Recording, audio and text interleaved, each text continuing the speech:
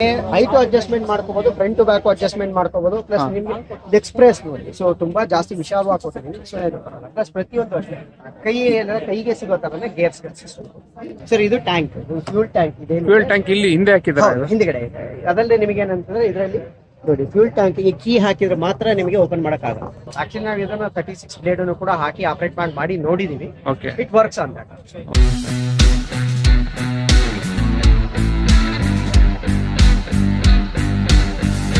Sir ನಮಸ್ತೆ. ನಮಸ್ತೆ sir. Sir ತಮ್ಮ ಪರಿಚಯ? ಸರ್ ನನ್ನ ಹೆಸರು ಸತೀಶ್ ಅಂತ ಹೇಳಿ, ಐಶರ್ ಕಂಪನಿಯಿಂದ. ಓಕೆ. ಸೊ ನಾನು ಮೈಸೂರು ಅಂಡ್ ಮಂಡ್ಯ ಎರಡು. ಓಕೆ. ಸೊ ಇದು ಬಂದು 280 ಅಂತೀನಿ. ಸೊ ಬಂದು ಐಶರ್ 280. ಇದು ಬಂದು ನಿಮಗೆ ಇದು 26 HP ಪೇಪರ್ ಅಲ್ಲಿ ಮೆನ್ಷನ್. ಇದು ಬಂದು ನಿಮಗೆ 28 ಸೆಗ್ಮೆಂಟ್.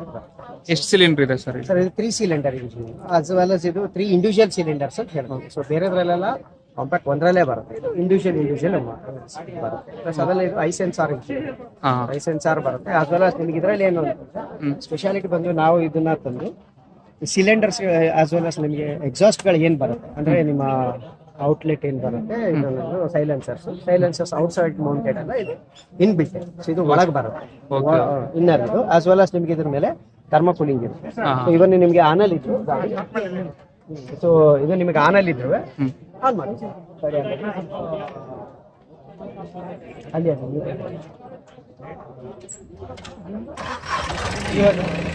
ಇವಾಗ ಕೈ ಟಚ್ ಮಾಡಿದ್ರು ಸೊ ಹೀಟ್ ಆಗಲ್ಲ. ಆಸ್ ವೆಲ್ as ಇದೇನಂದ್ರೆ ಒಳಗಡೆ ಇರುತ್ತೆ. ಸೊ ನಿಮಗೆ ಬೇರೆದ್ರಲ್ಲಿ ಔಟ್ಸೈಡ್ ಇರುತ್ತೆ. ಸೊ ರೈಟಿಂಗ್ ಟೈಮಲ್ಲಿ ಅಥವಾ ಏನಾದ್ರು ಡ್ರೈವಲ್ಲಿ ಇದ್ದಾಗ ಹೊಡಿಬೋದು ಅಥವಾ ಡ್ಯಾಮೇಜ್ ಆಗ್ಬೋದು, ಅದು ಪ್ರಾಬ್ಲಮ್ ಆಗಲ್ಲ. ಪ್ಲಸ್ ಅದಲ್ಲೇ ನಿಮಗೆ ಈ ಹೈಟ್ ಏನಿರುತ್ತೆ ಅದೇ ಹೈಟ್ಗೆ ಸಿಲಿಂಡರ್ ಬರ್ತದೆ. ಸಪೋಸ್ ಏನಾದ್ರು ಆ ಲೆವೆಲ್ ಸ್ವಲ್ಪ ಕೆಳಗೆ ನೀರು ಅಥವಾ ಏನಾದ್ರು ಬಂದರೆ ನಿಮಗೆ ಒಳಗೆ ನುಗ್ಗ ಸಾಧ್ಯ. ನಾವು ಇದನ್ನ ಫುಲ್ ಸ್ಲೋಪ್ ಕೊಟ್ಟಿರ್ತೀವಿ. ಫುಲ್ ಸ್ಲೋಪ್ ಇರೋದ್ರಿಂದಾಗಿ ನಿಮಗೆ ಏನೇ ನೀರು ಒಳಗೂ ನುಗ್ಗಕ್ಕೆ ಅವಕಾಶ ಇರಲ್ಲ. ಸೊ ಗದ್ದೆ ಒಳಗೋದಾಗ್ಲೂ ನಿಮಗೆ ಆ ಥರ ಕಂಪ್ಲೇಂಟ್ಸ್ಗಳು ಬರಲ್ಲ. ಮತ್ತೆ ಆಸ್ ವೆಲ್ as ನಿಮಗೆ ಫಿಲ್ಟರ್ಗಳ ಬಗ್ಗೆ ಮಾಹಿತಿ. ಸೊ ಫಿಲ್ಟರ್ ಅಲ್ಲಿ ನಿಮಗೆ ನಾರ್ಮಲ್ ಫಿಲ್ಟರ್ಸ್ ಗಳೇ ಬರುತ್ತೆ. As well as air cool engine, ಇದು ವಾಟರ್ ಕೂಲ್ ಇಂಜಿನ್. ನಮಗೆ 18 HP ಬಂದು ಅದು ಏರ್ ಕೂಲ್ ಇಂಜಿನ್, ಅದು ಐಶರ್ ಟೆಕ್ನಾಲಜಿ, ಅದು ರೆಕಾರ್ಡೋ ಇಂಜಿನ್ ಅಂತ. ಕೂಲಿಂಗ್ ಸಿಸ್ಟಮ್ ಬಗ್ಗೆ? ಕೂಲಿಂಗ್ ಸಿಸ್ಟಮ್ ಇದು water cool engine. Water cool engine. Gears ಬಗ್ಗೆ ಮಾಹಿತಿ. ಸೊ ಗೇರ್ಸ್ ಎಷ್ಟು ಗೇರ್ಸ್ ಇದೆ ಸರ್? ಇದು ನಿಮಗೆ ಆಕ್ಚುಲಿ ಇದು 3+1 ರಿವರ್ಸ್ ಅಂತ ಹೇಳ್ತೀವಿ. ಪ್ಲಸ್ ಅದಲ್ಲದೆ ಇದರಲ್ಲಿ ಏನಂತಂದ್ರೆ ಅಡಿಷನಲ್ ಆಗಿ ಇದನ್ನ 3+3+3 ಅಂತ ಹೇಳ್ತೀವಿ. ಅಂದ್ರೆ 4+4+4 ಅಂದ್ರೆ ರಿವರ್ಸ್ ಲೆಕ್ಕ. ಇದರಲ್ಲಿ ಏನಾಗಿರುತ್ತೆ, ನ್ಯೂಟ್ರಲ್ ನೀವು ಮೀಡಿಯಂ ಅಲ್ಲೂ ಬೇಕಾದ್ರೆ ಮೂವ್ಮೆಂಟ್ ತಗೋಬಹುದು, ಆಸ್ ವೆಲ್ as ಹೈಯೂ ತಗೋಬಹುದು, ಅಥವಾ ರಿವರ್ಸ್ ಇದು ಇವನು ಲೋ ಅಂತ ಹೇಳ್ತೀವಿ. ಅಥವಾ ನೀವು ಅದನ್ನ ಇನ್ನೊಂದು ಟರ್ಮ್ ಅಲ್ಲಿ ಹೇಳೋದ್ರೆ ಕೆಲವು ಕ್ರೀಪರ್ಸ್ ಅಂತ ಹೇಳ್ತಾರೆ, ಕ್ರೀಪರ್ ಗೇರ್ ಸಿಸ್ಟಮ್ಸ್ ಅಂತ ಹೇಳ್ತಾರೆ. ಆ ಸಿಸ್ಟಮ್ ಅನ್ನ ಲೋ ಸಿಸ್ಟಮ್ ಅಲ್ಲಿ ನಾವು ಯೂಸ್ ಮಾಡ್ತೀವಿ. ಕ್ರೀಪರ್ ಅಂತ ಮೆನ್ಷನ್ ಮಾಡ್ತಾರೆ, ಲೋ ಸ್ಪೀಡ್ ಅಂತ ಹೇಳ್ತೀವಿ. ಆ ಮೆಥಡ್ ಅಲ್ಲಿ ಬರ್ತದೆ. ಆಸ್ ವೆಲ್ as ನಿಮಗೆ ಇದರಲ್ಲಿ 4-wheel drive. So 4-wheel drive ಇರೋದು ನಿಮಗೆ ಅದಕ್ಕೆ ಎಲ್ಲ ಹ್ಯಾಂಡಿ ಸಿಸ್ಟಮ್ ಕೊಡ್ತೀವಿ. ನಿಮಗೆ ಪ್ರತಿಯೊಂದು ಅಷ್ಟೇ ಹ್ಯಾಂಡಿ ತರನೇ ಬರುತ್ತೆ. ಕೂತಾರೆ ಇದೇನಂದ್ರೆ ನಿಮಗೆ ಸೀಟ್ ರೂಮ್ ಸ್ಪೇಸ್ ಏನಿದೆ, ಸೀಟ್ ಕೂಡ ಅಡ್ಜಸ್ಟ್ ಮಾಡ್ಕೋಬಹುದು, ಅಡ್ಜಸ್ಟಬಲ್. ಸೊ ನಿಮಗೆ ಹೈಟ್ ಅಡ್ಜಸ್ಟ್ಮೆಂಟ್ ಮಾಡ್ಕೋಬಹುದು, ಫ್ರಂಟ್ ಟು ಬ್ಯಾಕ್ ಅಡ್ಜಸ್ಟ್ಮೆಂಟ್ ಮಾಡ್ಕೋಬಹುದು. ಪ್ಲಸ್ ನಿಮಗೆ ಎಕ್ಸ್ಪ್ರೆಸ್ ನೋಡಿ, ಸೊ ತುಂಬಾ ಜಾಸ್ತಿ ವಿಶಾಲವಾಗಿ ಕೊಟ್ಟಿದ್ದೀನಿ. ಸೊ ಎಂತ ಹೈಟ್ ಇರೋರು ಕೂಡ ಇವನ್ 6 ಅಡಿ ಯೂಶಲಿ ನಮ್ಮಲ್ಲಿ ಏನೋ 6'2" ಬರುತ್ತಾರೆ. ಸೊ ಆ ಹೈಟ್ ಅವರ ಕೂತ್ಕೊಂಡ್ರು ಆರಾಮ್ಸೆ ಕಂಫರ್ಟ್ ಆಗ್ತದೆ.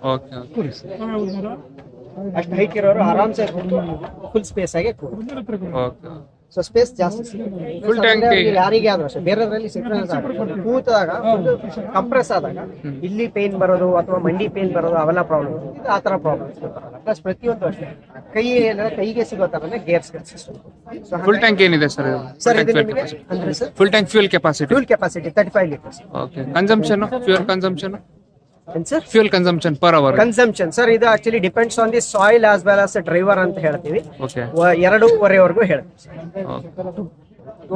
ಪಿಟಿಒ ಬಗ್ಗೆ ನೋಡೋಣ ಬನ್ನಿ. ಇದು ಆಕ್ಚುಲಿ ಇದರಲ್ಲಿ ನಿಮಗೆ ಸ್ಪೀಡ್ ಬಂದು ನಿಮಗೆ ಸಿಂಗಲ್ ಸ್ಪೀಡ್ ಬರುತ್ತೆ, ಮಲ್ಟಿ ಸ್ಪೀಡ್ ಬರುತ್ತೆ. 540 RPM ಬರುತ್ತೆ, 1000 RPM ಬರುತ್ತೆ. ಅದನ್ನ ಎಕ್ಸ್ಟ್ರಾ ಅಂತ ಹೇಳ್ತೀವಿ, ಬಟ್ ನಾವು 1000. ಹೈಡ್ರಾಲಿಕ್ ಲಿಫ್ಟಿಂಗ್ ಕೆಪಾಸಿಟಿ ಏನಿದೆ ಸರ್? ಇದು ನಿಮಗೆ 900 ಸಮಥಿಂಗ್ ಬರುತ್ತೆ, ಆಲ್ಮೋಸ್ಟ್ ಆಲ್ 110 ಅಂತ ನೀವು ಕನ್ಸಿಡರ್.